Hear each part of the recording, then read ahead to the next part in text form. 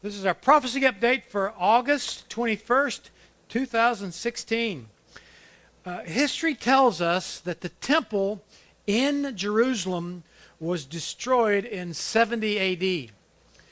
Now that was a horrible thing. I have an article in our update that speaks about it. Josephus, the Jewish historian, actually witnessed what happened, and the picture of what happened was very heartbreaking and very sad.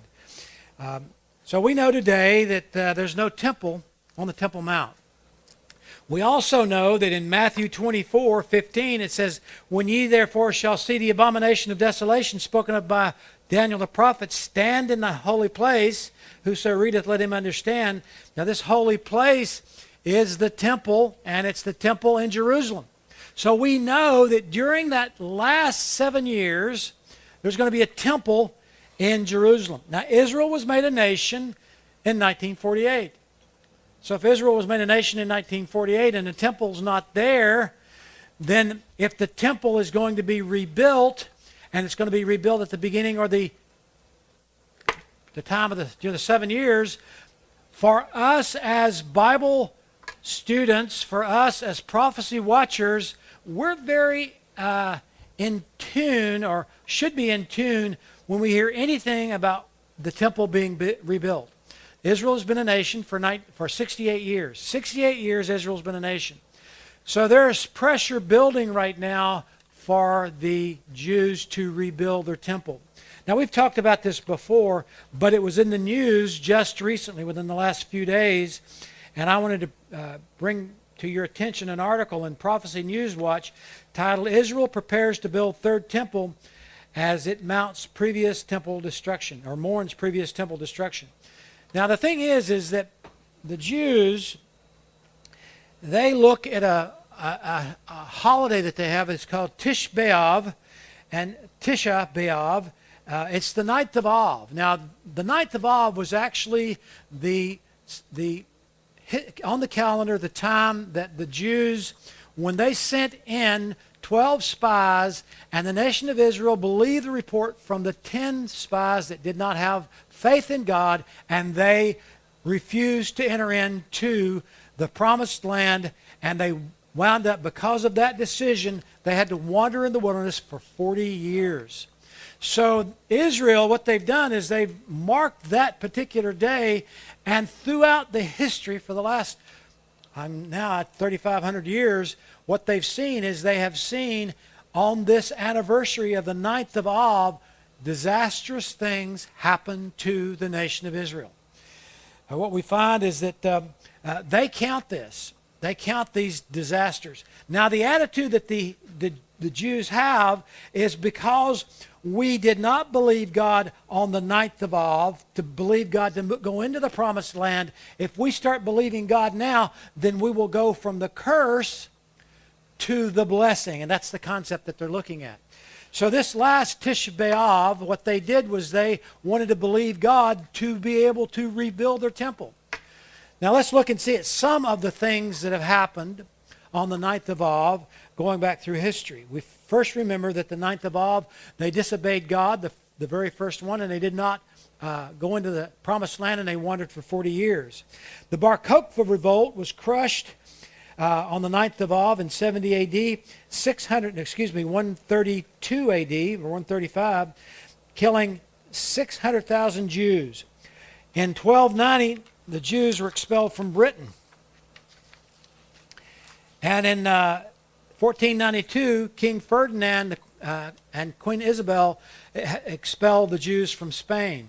In 1914, World War II erupted, and untold suffering was brought upon the Jews at the start of World War II from the Holocaust. In 2005, 9,000 Jews were expelled from the region of Gaza by their own government, and it's created a launching pad for today for the Palestinians to drop bombs on Israel. The idea about the 9th of Av is the Jew has seen nothing but disaster happen on the anniversary, the very day. Now, I've only touched just a couple of these things. And so what they're saying is that we failed to believe God So now what we need to do is we need to start believing God, and to believe God, they believe that believing God would mean that they would build their temple in Jerusalem. They had a get-together. There was a gathering of thousands of Jews that marched through and about and around the city. There were speeches given on the Temple Mount area, and I'm going to give you a couple of things that they said. This is highlighting some of the statements that that were given. This is Rabbi Ben Danan spoke of the fact that Israel's capital of the Jewish people is Jerusalem, and he understands that the Temple Mount is the beating heart. The Temple Mount is the beating heart of the Jewish people. He says the Temple Mount and the temple are the heart of the nation of Israel, and without a heart there is no body. So they're looking to the fact that they want to see this temple built. He also said that the rebuilding of Jerusalem would not be complete until the temple too is rebuilt and the Temple Mount redeemed. We are here, he says, to declare that we have returned to Jerusalem, and God willing, we will prepare the hearts of the people to return to the Temple Mount as well as to rebuild the temple. We are not embarrassed to say it. We want to rebuild the temple on the Temple Mount. Now, I brought a prophecy update to you some months back about Yehuda Glick, who was elected as an MP, a member of the Knesset, and not MP, but MK. MK Glick made a statement. He said he's considered to be a notable Temple Mount advocate, and I believe he's strategically placed by God himself to move the nation of Israel toward building this temple. But he says this. He says, for 2,000 years, this is Yehuda Glick, we lived out the verse in the book of Lamentations, you shall surely weep at night. No more, he says. We must stop weeping and start to take action. So what we're seeing is we're seeing this swell of the desire of the people of Israel. Now, right now, you go to Israel, you're looking at a secular nation. God is blessing these people incredibly. There are those that have done what they call the happiness factor, the joy factor, and you go all over the world, you'll find even in the midst of all the attacks that have been brought upon the nation of Israel, Israel is at the height of the happy factor, of the joy factor, of the satisfaction factor as a people.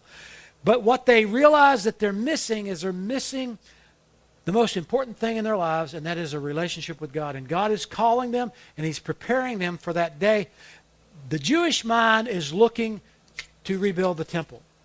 We know as Christians that if the temple is rebuilt, it will be rebuilt, I believe, at the beginning of or during that last 7 years. I don't think it'll be built when the church is it could be, but I don't think it'll be. I think what's going to happen is that the circumstances are going to change. There's going to be a peace treaty between the Muslims and the Jews, and this man is going to stand up that we call the man of perdition, and he's going to allow this temple to be rebuilt, and that's going to begin the clock. There's going to be a peace treaty that's going to begin the clock of the last 7 years.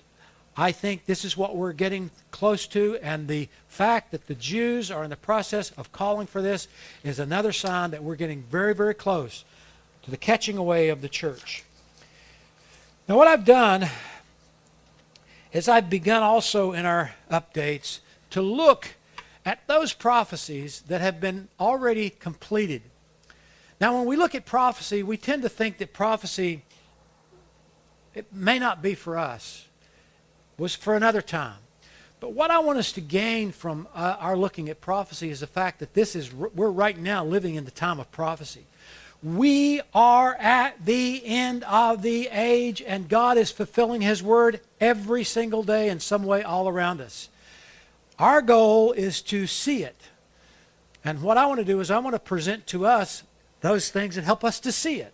So I started this segment where we're just looking at the last period of time between the time that Israel was made a nation in 1948 and up through today, to start looking at those prophecies that have been fulfilled. We've gone through 5 last week. We're going to go through 5 this week.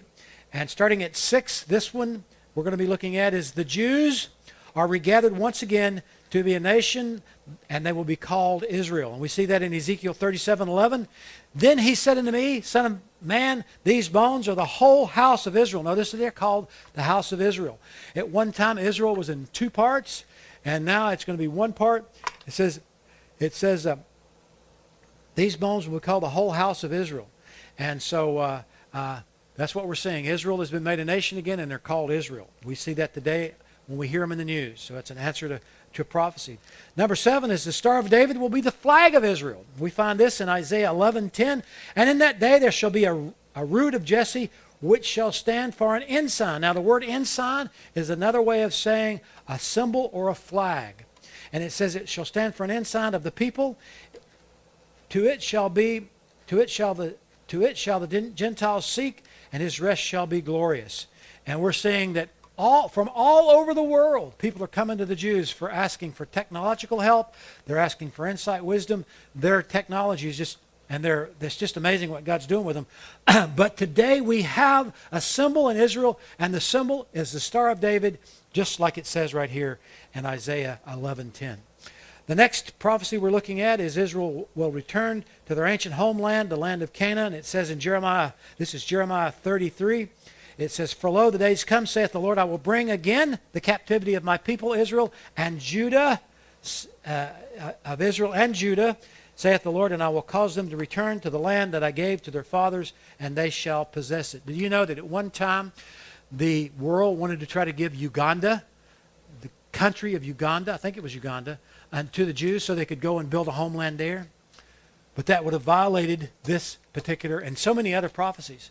God brought them back into their ancient homeland. And number 9, Israel will no longer speak of being freed from Egypt, but they shall speak of being brought out of all the earth.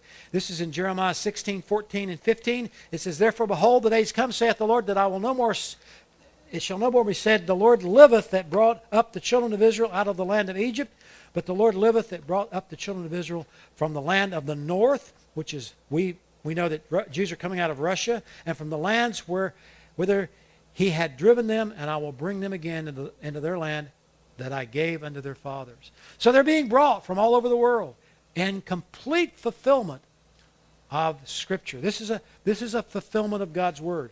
And then the last one is Israel will not be restored as a monarchy with a king or having a king. And this is in Micah 5:5. It says, This man shall be the peace, and when the Assyrian shall come into our land. Now the Assyrian seems to be the Antichrist, but that's a whole different study. And it says, And when he shall tread in our palaces, then shall we raise up against him 7 shepherds and 8 principal men. Notice it doesn't say king. David Ben-Gurion became the prime minister of Israel when Israel became a nation again, in fulfillment of another prophecy.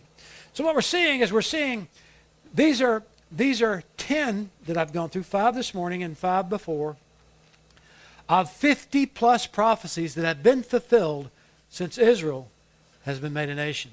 And these prophecies are being fulfilled, and we're finding more of them as time goes on. And I'm going to try to keep us up to date on these, but I just thought it would be very important for us to realize that God had said it, and God is bringing it to pass. And some of these prophecies go back over 25 to 3,500 years ago.